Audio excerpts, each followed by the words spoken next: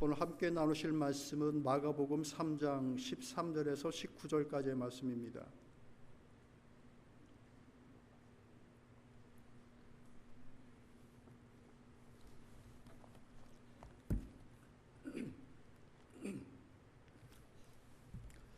마가복음 3장 13절에서 19절까지의 말씀입니다. 신약성경 57쪽에 있습니다. 교독하겠습니다. 또 산에 오르사 자기가 원하는 자들을 부르시니 나아온지라. 이에 12를 세우셨으니 이는 자기와 함께 있게 하시고 또 보내사 전도도 하며 귀신을 내쫓는 권능도 가지게 하려 하심이로라. 이 12를 세우셨으니 시몬에게는 베드로란 이름을 더하셨고 또 세베대의 아들 야고보와 야고보의 형제 요한이니 이 둘에게는 보아너게 곧 우레의 아들이란 이름을 더하셨으며 또 안드레와 빌립과 바돌로메와 마테와 도마와 알페의 아들 야고보와 및 다데우와 가나안인 시몬이며 또 가룟 유다니 이는 예수를 판 자더라. 막판에 그 이름 나오니까 아멘들을 안 하시는 것 같은데 좀 특별하죠. 이 사람만 따로 한 절을 할애했습니다. 오늘 주께서 세운 사람들이라는 말씀의 제목으로 여러분과 함께 은혜를 나누고자 합니다. 잘 아시듯이 예수님께서 12명의 제자를 세우신 사건인데 그들의 이름을 한 사람 이제 열거한 겁니다. 처음 이들이 예수님의 제자로 불려졌을 때 이들이 다 복음의 일들, 복음의 사역들, 이런 일들에는 익숙한 사람들이 아니었습니다. 이들의 그 직업과 성격을 살펴보면 잘 아시듯이 어부도 있고 세리도 있고 정치적인 야망을 가지고 있는 사람도 있고 성격적으로 볼 때 혈기를 주체하지 못하는 사람들도 있었고 의심이 많은 사람도 있었고 재리에 밝은 사람들도 있었습니다. 그러니 예수님의 제자라고 하는 그 공통의 내용을 가지고서 이들을 살펴볼 때 어떤 통일성도 기준도 없어 보입니다. 무엇이 이들이 예수님의 제자가 되게끔 하였지라고 하는 어떤 명확한 기준을 보기가 좀 쉽지가 않은 거예요. 그러다 보니 예수님께서 그 12명의 제자를 세웠다라고 하는 이것들은 어떤 인간적인 특별한 조건을 보고 사람을 선발하고 뽑는다라는 기준보다는 장차 하나님의 일들을 이루어 나가는 것, 복음의 사역의 일들에 있어서 예수 그리스도와 함께할 자들에 대하여 그분의 주권과 그 선택하심의 하나님의 은혜가 무엇이고 어떤 선택의 기준으로 세워진 자들이기 때문에 그들만이 가지고 있는 특별한 정체성이 무엇인지 그 내용들을 살필 수가 있는 거예요. 그리고 그렇게 세워진 사람들이 어떤 원리로 어떤 명분으로 그 사명을 감당하게 되어지는지 그것을 이제 본문 속에서 우리가 살펴볼 수가 있는 것입니다. 그러니 오늘 저는 여러분과 함께 이 세 가지를 나누려고 합니다. 먼저는 누가 하나님의 일꾼으로 부르심을 받는가, 그리고 왜 그들은 그렇게 명확한 기준이나 통일성도 없는데 하나님의 부르심을 입게 되어졌는가, 그리고 그렇게 부르심을 입은 그들이 무엇을 가지고서 주어진 사역을 감당하여 나아가는가, 이 세 가지를 같이 보기를 원하는 거예요. 당시에 그 제자들에게 적용되어지는 것들이었지만 오늘 이것은 동일하게 우리에게도, 저와 여러분에게도 동일하게 적용되어지는 부분입니다. 누가 하나님의 일꾼으로 부르실까 오늘날? 나는 하나님의 일꾼이다라고 할 때에 그러면 왜 하나님은 나를 그 하나님의 일꾼으로 부르셨을까? 하나님의 일꾼으로 부르진 내가 무엇을 가지고서 하나님의 일들을 감당하며 나갈 수 있을까? 그 힘의 능력과 원소스를 무엇을 가지고 살아갈 수 있을까라고 하는 동일한 질문과 답을 우리가 함께 얻기를 소망합니다. 할렐루야. 준비가 되셨습니까? 나는 일꾼이 아닙니다. 나는 본문의 마지막 절에 있는 사람입니다 라고 하면은 말씀 듣기가 애매한 거예요. 못 듣는 거죠. 그러나 나는 본문의 마지막 절에 있는 사람이 아닙니다. 난 주님의 일꾼입니다 라고 하는 마음으로 한다고 하면 이 본문 속에 마음을 오픈하고 귀를 쫑긋 세우고 하나님의 음성을 듣는 귀한 자리가 되기를 소망합니다. 먼저 누가 하나님의 일꾼으로 부르심을 받는가? 본문의 말씀을 보니까 주님이 원하시는 자, 아주 단순합니다. 13절 말씀 읽어볼게요. 또 산에 오르사 자기가 원하는 자들을 부르시니 나오는지라. 누구를 세우신다고요? 주님이 원하시는 자. 저요 제가 할게요. 제가 주님의 일 하길 원합니다. 이것이 아니에요. 주님이 원하시는 것, 주님이 원하시는 자, 그 단순한 출발로 하나님의 사역이 시작되어집니다. 그럴 수 있습니까? 아멘. 그럴 수 있습니다. 이 12명의 제자만 그런 것이 아니라 성경 속에 나와 있는 수많은 하나님의 일들을 이룬 자들, 그들은 특별함이나 특별한 조건이나 자격이 있었던 인물이 아니에요. 그저 하나님께서 선택한 인물입니다. 누구? 아브라함. 누구? 모세. 누구? 다윗. 예레미야, 이사야, 느헤미야. 성경 속에 나오는 수많은 인물들은 다 하나님께서 부르실 때 나는 안 됩니다. 나는 못합니다. 나는 말도 못하는 사람입니다. 누구 앞에 서는 것도 두려워하는 자입니다. 나는 부정한 사람입니다. 나는 입술이 부정한 자입니다. 어찌 하나님의 말씀을 주의 뜻을 내가 입에 대고 할 수가 있겠습니까? 다 주저했던 자들이에요. 그 중에는 사람들도 서로 간에 저 사람은 안 되라고 하는 그런 사람들도 있었어요. 누구? 다윗. 사무엘이 봐도 다윗은 아니었던, 다윗보다는 그의 맏형이 용모도 출중하고 좋았던 그런 인물들이 대부분이었는데, 하나님의 사람들은 딱 한 가지의 조건으로 그 앞에 서게 됩니다. 그분이 원하셔서. 뭐예요? 주님의 주권이에요. 주님의 뜻이에요. 하나님의 일꾼으로 세워진다는 것은 전적으로 그분의 기쁨과 그분의 원하심과 그분의 뜻에 맞는 그분의 주권적인 선택이었다라는 것입니다. 그러니 우리는 주님 앞에 부르심을 입고 주님 앞에 섰다라고 했을 때 가장 먼저 생각해야 되는 것은 감사예요. 그 은혜에 대한 감사고 그 부르심에 대한 그 원하심에 대한 순종이에요. 주가 원하신다라는 것은 주님의 기대가 있다라는 것이고, 그 기대에 부합한 조건을 이루어 나가기 위하여서 찾으시는 자다라는 거예요. 우리 스스로를 한번 살펴보십시다.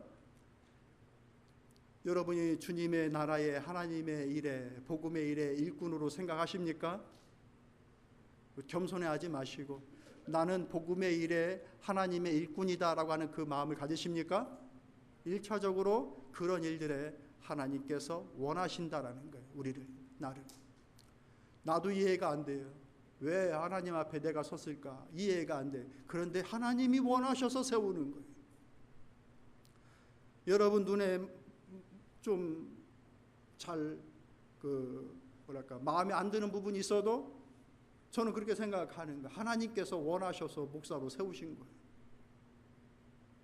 서로 간에 부족함이 보여도 하나님께서 원하셔서 권사로 세우신 거예요. 하나님께서 원하셔서 집사로 세우신 거예요. 저는 그렇게 믿는 것입니다.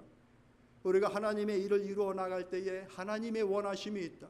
사람의 기준과 사람의 조건 이전에 하나님의 원하심, 그분의 주권적인 일들이 있다.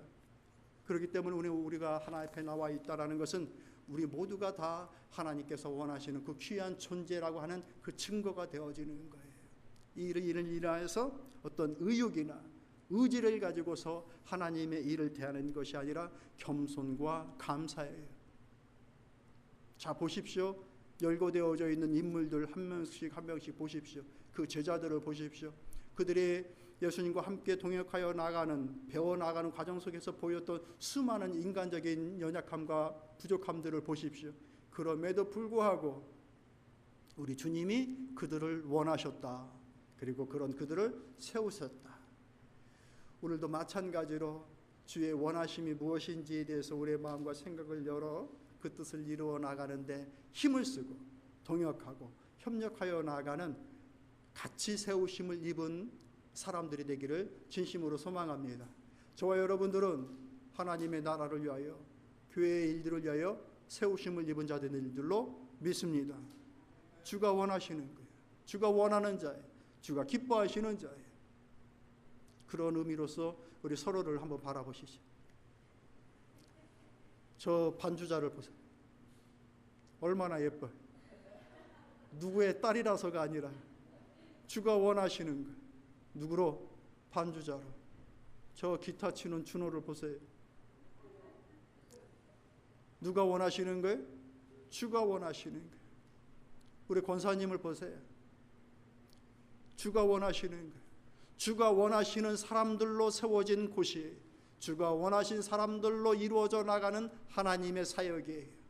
저 사람, 저 부족함, 나의 부족함 다 드러나죠. 그러함에도 불구하고 이 연약함과 부족함이 들쑥날쑥 되어지는 것들이 서로 맞물리고 서로 결속하여 그 나라가 이루어지고 그 뜻이 실현되어지게끔 하시는 하나님의 일하시는 방식, 일하시는 뜻들이 있다. 겸손하자, 순종하자. 이 말씀 앞에 같이 서나가십시다. 그렇다고 한다면 하나님은 왜 그런 그들을 세우시고 부르실까? 14절 말씀 읽어볼까요? 같이 있습니다. 시작. 이에 12를 세우셨으니 이는 자기와 함께 있게 하시고 라고 말씀하십니다. 뭘 하시려고요? 자기와 함께 있고 싶어서, 자기와 함께 하기 위하여서. 그 12제자를 세우신 이유는 나와 함께 하기 위하여 그들을 부르셨다. 그들을 세우셨다. 또 나아가 그들뿐만 아니라 장차 주님과 함께 할 자들을 세우기 위하여, 또 다른 자들을 세우기 위하여서 그들과 함께 하였다라고 하시는 거예요. 오늘 주님이 저와 여러분과 함께 하심을 믿습니다. 그 하나님이 함께 하십니다. 별로 기분 안 좋으세요? 주님이 우리와 함께 하신다는 기분이 안 좋으세요? 얼굴이 별로 안 반가워. 주님이 우리와 함께 하신다. 이게 와닿지 않는 것은 그게 느껴지지 않기 때문에 그러겠죠. 근데 이제 차차 말씀을 나눠 가보십시다. 주님이 나와 함께 하신다. 그것을 위하여서 우리를 세우셨다라는 거예요. 그리고 장차 또 함께 할 사람들을 위하여서 오늘 우리와 함께 하신다는 얘기예요. 무슨 말씀이신지 아시죠? 우리를 통하여 또 다른 사람을 하나님과 함께 하기 위하여 오늘 우리가 서 있는 거예요. 이 함께 한다라는 것이 어떤 의미인가? 사역을 이루기 이전에, 주님이 부르는 순간부터, 그들이 성령을 받기 이전에, 그들이 놀라운 하나님의 일들을 이루기 이전부터 부족함이 있고 나약함이 있고 들쑥날쑥한 그 모습이 있는 그때부터 함께하는 거예요. 요한복음 말씀 보면은 나는 포도나무요 너희는 가지니 저가 내 안에 내가 저 안에 있으면 이 사람은 과실을 많이 맺나니 나를 떠나서는 너희가 아무것도 할 수 없음이라 라고 하시니, 포도나무의 비유, 이 포도나무의 비유와 같이 연결하여서 우리가 말씀을 살펴본다면은 포도가 열리기 이전부터 너희는 나와 하나다. 나는 나무고 너희는 가지이다 라는 거예요. 공동체 생활을 하고 함께 무엇을 이뤄나가고 신앙의 훈련을 받고 그것을 이루기 위해서 하나가 되어진 것이 아니라 이미 하나 되어져서 그 일을 이루어 나가는 존재이다라고 우리 주님은 말씀하시는 것입니다. 사역이 문제가 아니에요. 열매가 문제가 아니에요. 주님과 내가 하나 되어진 것은 내가 얼마나 무언가를 많이 하고 특출난 모습으로 신앙이 성숙되어져서가 그것이 관건이 아니란 얘기예요. 이미 하나예요. 주와 내가 하나이다. 내가 잘났건 내가 못났건 주님이 나와 하나이다. 그분이 나무이고 나는 그분의 나무에 붙어있는 나는 가지이다. 그분께 붙어 있기만 하면 비 내려주시고 철이 오면 반드시 때에 맞는 열매가 온다 라고 하는 의미. 하나가 아니라고 한다면 절대로 가능하지 않은 가능성, 그러나 하나이기 때문에 가능한 가능성, 그거 하려고 우리를 세우시고 부르셨다라는 거예요. 저와 여러분들을. 근데 이것이 우리가 얼른 아멘이 안 되는 이유는 오늘 하나님이 나와 함께하고 계신 것 같지 않기 때문에 그렇죠. 언제 우리는 그런 마음을 갖습니까? 내가 고통스러울 때, 내가 두려울 때에, 막막할 때에, 기도에 응답이 없다라고 생각하는 그때에. 여러분 뒷장을 넘겨보십시오. 주님께서 수많은 믿음의 일들에 대해서 말씀을 하시고 병자들을 고치고 새롭게 하시고 이런 일들을 이 동네 저 동네에 옮겨다니면서 하시다가 배를 타고 다시 저쪽으로 건너가시다가 그 배 위에서 제자들과 함께 광풍을 만났던 장면이 나옵니다. 그 광풍 속에서 보여줬던 제자들의 질문과 그 두려운 상황들, 우리는 그들과 똑같아요. 인생의 풍랑을 만나면 제자들이 했던 것과 똑같은 행동을 보입니다. 제자들이 어떻게 행동했습니까? 배를 타고 가다가 풍랑이 막 위니까 어떻게 해요? 어떻게 스스로 해결해 보려고 하다가 주님을 찾습니다. 그런데 그 주님이 어디 계셔요? 저 배 뒤에 계셔요. 어떤 모습으로요? 베개 베고 주무셔요. 아주 작정하고 마음 먹고 베개 딱 준비하시고 배 뒤에서 딱 주무시고 계시는 거예요. 자기들의 관심사와 자기들의 모든 그 두려움을 극복하고자 하는 그 마음은 뱃길의 앞쪽에 놓여져 있는데 그 앞쪽에서 보여지는 주님이 아니라 저 뒤쪽에서 주무시고 있는 주님인 거예요. 그러니까 주님 앞에 우리의 고통과 우리의 어려움을 돌아보지 않습니까? 하면서 주님 앞에 불평을, 두려움을 쏟아냅니다. 그때 주님이 하시는 말씀이 무엇입니까? 바다를 잠잠케 하고 고요하라, 잠잠하라 하니까 그 풍랑이 잠잠하여집니다. 그러면서 제자들에게 하시는 말씀이 믿음을 가지라. 아직도 믿음이 없느냐? 풍랑의 문제가 아니라 믿음의 문제이다. 내가 한 번도 이 풍랑 속에서 이 배를 떠난 적이 없다. 너희를 떠난 적이 없다. 내가 너희와 함께 한다 라고 하는 그 말씀을 들려주시죠. 여러분, 우리가 믿음의 삶을 살고 인생의 삶을 살아갈 때에 풍랑을 만날 때가 있습니다. 고통스럽고 어려움을 겪을 때가 있습니다. 그러나 그러할 때조차도 우리 주님이 나와 함께하고 계신다라는 것은 우리 신앙생활의 기본값입니다. 무얼 해서가 아니라 주님은 이 말씀을 내가 너와 함께하기 위하여 너를 세운다라고 하는 이것은 우리의 관계, 우리의 정체성에 대한 얘기를 해주고 있는 거예요. 우리라고 하는 사람들이 어떤 사람들인가? 주님과 함께하는 사람들이다. 이것을 무엇을 가지고서 말씀하시는 것입니까? 말씀에 대한 약속의 실현이에요. 임마누엘, 뭡니까? 하나님이 나와 우리와 함께 하신다. 그게 누구예요? 예수 그리스도. 내가 너와 함께 한다. 사랑하는 성도 여러분, 하나님이 우리와 함께 하십니다. 즐거울 때만, 일이 잘 될 때만이 아니라 고통스럽고 어렵던 그 순간 속에서도 하나님께서 우리와 함께 하십니다. 그렇기 때문에 우리는 그 하나님의 은혜, 그 하나님의 도우심, 그 하나님의 이끄심에 대해서 마음을 쏟고 그분이 무엇라 말씀하시는지 그분의 말씀에 귀를 기울여야 되는 것이, 그 일렁이는 파도가 무엇으로 잠잠해졌습니까? 주님의 음성이에요. 주님의 음성. 그들의 기대가 풍랑을 가라앉혔던 것이 아니라 우리 주님이 잠잠하라 라고 하니 그 풍랑이 잠잠해졌어요. 내 인생의 파도 속에서 내 마음이 들쑥날고 파도치고 향방을 모르겠고 고통스러울 때에 우리가 귀를 기울여야 되는 그 솔루션은 어디에 있느냐? 주님의 음성인 줄로 믿으십시오. 주님 음성 들려주십시오. 주님 음성 듣게 해주십시오 라고 하면 내 가슴 속에서 일렁이는 그 파도가 있다 할지라도 내 마음이 침착해서가 아니라, 내 마음가짐이 올바라서가 아니라 그 말씀 자체의 권능과 능력을 통하여서 내 파도를 잠재우시는 거예요. 뭐가? 말씀이. 내 의지가 아니라. 그러기에 말씀이 권능이 있는 거예요.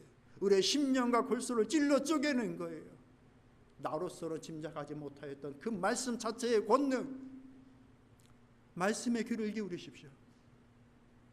저는 그런 상황들을 많이 경험합니다. 저만 그러겠습니까? 여러분들도 마찬가지죠. 문제가 있어 왔어요. 기도하죠. 근데 이 문제가 해결될 기미가 보이지 않고 이것이 내일 그 다음날 계속해서 연결되어지고 이루어지는데, 기도하고 간구하는 그때에 어느 순간 평안이 오고 든든함과 용기가 생기고 두려움이 사라졌던 그것은 문제가 해결되었기 때문만이 아니라 주의 음성 속에서, 하나님의 말씀 속에서 주의 뜻을 분별하게 되어졌을 때 오는 하나님의 은혜였어요.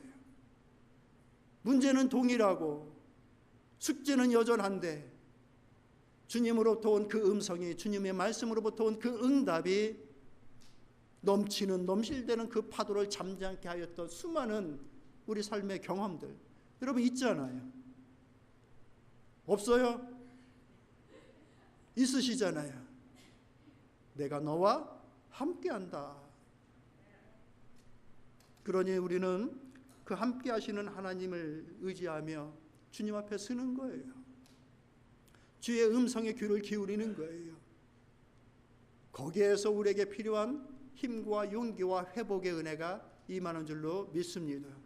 그렇기 때문에 우리는 무엇으로 주님의 사명을 감당하여 나아가는가? 14절 말씀 여러분 다시 한번 읽어보세요. 14절부터 15절까지의 말씀 여러분 읽어보십시오. 시작.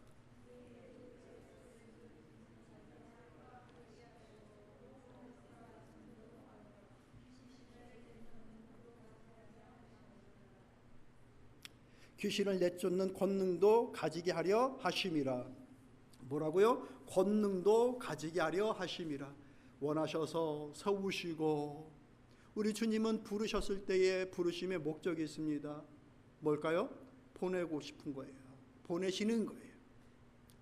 함께 하시지만 또 다른 함께 할 자들을 위하여서 우리 주님은 보내심에 대하여서 목적을 두고 우리를 부르신다라는 거, 우리를 그렇게 세우신다는 얘기예요. 그런데 그냥 우리를 보내시는가? 아니요. 전도하는 일들에, 주의 뜻을 전하는 일들에, 귀신을 내쫓고 물리치고 싸워나가는 일들에, 또 고치시는 그 권능을 함께 주심으로 우리를 사역의 현장으로, 일의 현장으로 우리를 보내주시는 거예요. 다 무엇으로 할 수 있는 것입니까? 주님의 권능으로.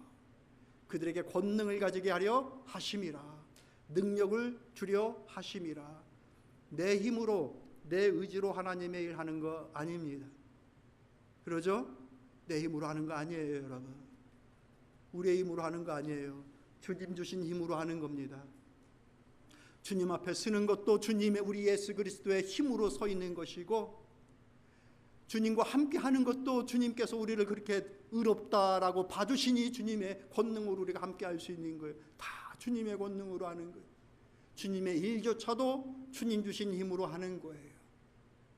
그 힘을 의지하여 살아가는 거예요.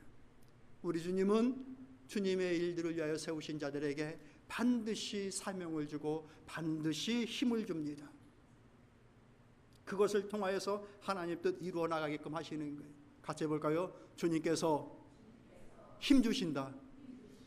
믿으십니까? 주님께서 힘 주셔요. 주님께서 힘 주셔요. 그 힘이 우리 주님으로부터, 그 주님이 보내신 성령으로부터 옵니다. 간구하고 기도하는 이유가 거기에 있는 거예요. 내 생각, 내 뜻 내려놓게 하여 주시고, 내 무지함 깨지게 하시고, 주님으로부터 깨닫게 하시는 그 은혜를 주옵소서. 누가? 성령이. 내 지혜가 아니라 성령이 나를 그렇게 깨는 거예요. 그래서 그 하나님의 뜻을 이루어 나가는데 도구가 되게 하십니다. 그 힘이 도구가 되는 거예요. 내 힘이 도구가 아니라 그 성령의 힘과 예수 그리스도께서 주신 그 권능이 하나님의 일들을 행하여 나가는데 도구가 되게 하시는 거예요.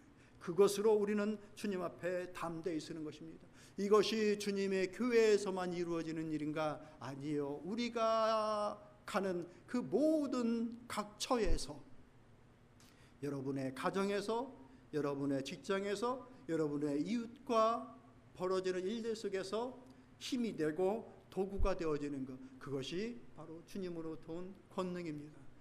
사랑하는 성도 여러분, 이것을 믿고 의지하며 나아가는 거예요. 그렇기 때문에 우리가 사역이나 인생의 무게로 지치고 두려울 때마다, 그것을 통해서 우리가 어떤 삶의 방향과 의지가 꺾일 때마다 우리가 해야 할 일들이 있어요. 먼저는 부르심의 자리, 사명의 자리로 돌아와야 됩니다. 따라 볼까요? 부르심의 자리, 사명의 자리로 돌아가자. 힘들고 어려울수록 방향 향방 없이 내 마음이 정처 없이 흔들릴 때 우리가 첫 번째로 해야 되는 것은 주의 부르심의 자리로, 사명의 자리로 돌아서는 것. 그것이 1번이에요. 그건 제가 하는 것 중에 하나입니다. 마음이 흔들리고 연약하고 부족할 때마다, 그것이 느껴질 때마다, 무게감으로 부담감으로 올 때마다 제가 제일 먼저 하는 일들은 사명의 자리, 부르심의 자리, 그것이 무엇인지를 잊지 않으려고 간구하고 기도하는 거예요. 그러면 그 단순한 하나님의 부르심 그거 하나가 다시 힘이 되어지고 회복이 되어지고 용기가 되어지는 거예요. 할렐루야. 어디 저만 그러겠습니까? 우리 모두에게 동일한 하나님의 역사라는 거예요. 두 번째로는 내게 필요한 말씀, 주님의 음성 듣기를 소망해야 돼요. 아까도 말씀을 드렸지만 풍랑을 잠잠케 했던 것은 그 제자들의 두려움에 대한 간구가 아니었어요. 주님의 음성이었어요. 잠잠해라. 하니 그 파도마저 잠잠케 되어지는 주님의 음성이 가지고 있는 그 자체의 권능과 힘이 있다라는 거예요. 그래, 주의 음성에 귀를 기울이십시오. 하나님 제게 말씀해 주세요. 말씀을 심어주세요. 말씀을 넣어주세요. 깨닫게 해주세요. 그 말씀이 역사하는 것, 그것을 기대하며 가는 거예요. 그리고 우리 주께서 보내신 성령을 의지하여 나가는 겁니다. 할 수 있겠습니까? 사명의 자리, 주의 음성, 성령을 의지하여 나아가는 것, 그것이 오늘 우리가 세우심을 입고 그 길을 잘 걸어 나가는데 힘없고 흔들리지 않고 갈 수 있는 방법인 줄로 믿습니다. 말씀을 읽어볼게요. 요한복음 1장 26절에서부터 27절까지 말씀으로 한번 읽어보시죠. 있습니다. 시작. 내가 아버지께로부터 너에게 보내사 곧 아버지께로부터 나오시는 진리의 성령이 오실 때에 그가 나를 증언하실 것이요 너희도 처음부터 나와 함께 있었으므로 증언하느니라. 성령이 나를 증언할 것이다. 뭐를? 내 마음을, 나의 원함과 내가 너와 함께함에 대하여서 성령께서 내게 알려주실 것이다. 처음부터 너와 함께하고 너와 함께 그 뜻을 이루어 나갈 것들에 대해서 너에게 힘이 될 것이다 라고 하는 그 성령의 인도하심이 있다라는 그 사실. 말씀을 정리하도록 하겠습니다.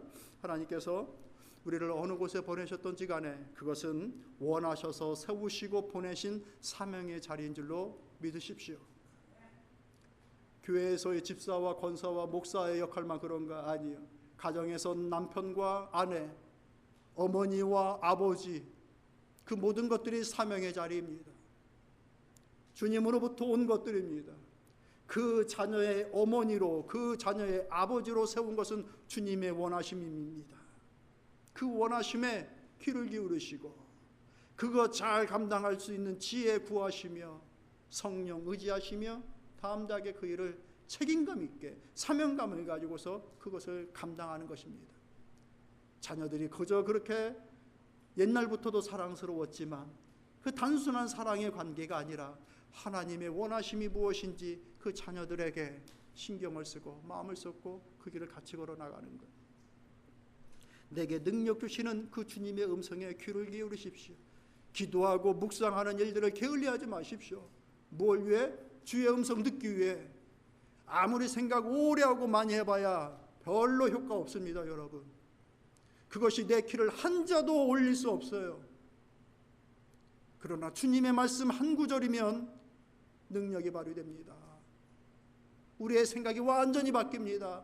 인생의 방향이 바뀝니다. 뭐가? 하나님의 음성, 주의 말씀, 주님의 음성. 그 주님께서 우리와 함께 하심을 기뻐하시고 또 그 뜻대로 우리에게 힘과 능력을 주시고 성령을 보내셨으니 순전함으로 순종하고 감사하고 그것이 얼마나 큰지에 대해서 감사하고 그 은혜를 잃지 않고 살아가는 우리 모두가 되기를 진심으로 소망합니다. 기도하겠습니다.